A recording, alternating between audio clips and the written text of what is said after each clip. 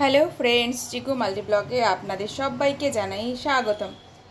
আজকে আপনাদের সাথে শেয়ার করব বাচ্চাদের কিভাবে বাড়িতেই স্যারেলাক্স তৈরি করে খাওয়াবে, এবং এটি খেতেও যেমন ভালো হয় এবং বাচ্চাদের স্বাস্থ্যের পক্ষেও খুব ভালো।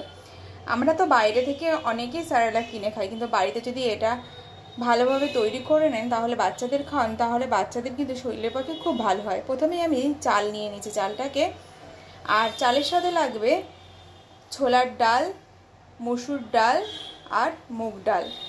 এই ডাল আর চাল সব একসাথে মিক্সড করে নেব। প্রথমে মিক্স করে নিয়ে এটাকে ভালো করে জল দিয়ে ধুয়ে নেব।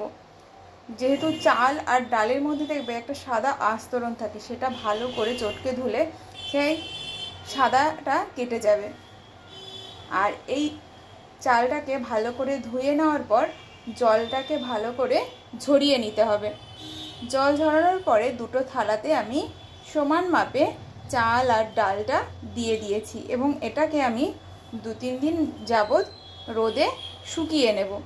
ভালো করে রোদে শুকানো হয়ে গেলে তার সাথে আমি দেব সয়াবিন বড়ি, চীনা বাদাম, আমন্ড বাদাম আর কাজু বাদাম। আর যদি অন্যান্য বাদাম বা কিছু ড্রাই ফ্রুটস থাকে তাহলে সেগুলোও দিতে পারেন। আমার ঘরে এগুলো ছিল, তাই আমি এগুলো দিয়েই আজকে স্যারেলাকটা তৈরি করব। আর চাল ডাল দেখুন ভালোভাবে শুকিয়ে গেছে, যে একটা কড়মড়ে আওয়াজ হবে।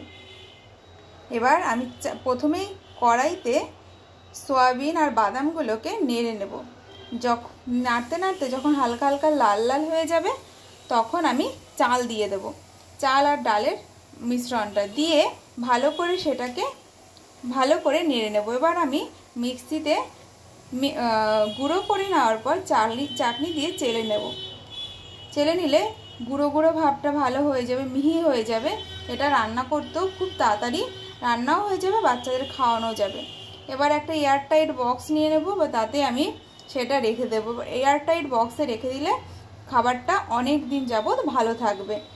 তো আপনাদের যদি এই ভিডিওটা ভালো লেগে থাকে তাহলে অবশ্যই একটি লাইক, কমেন্ট এবং শেয়ার করে দেবেন।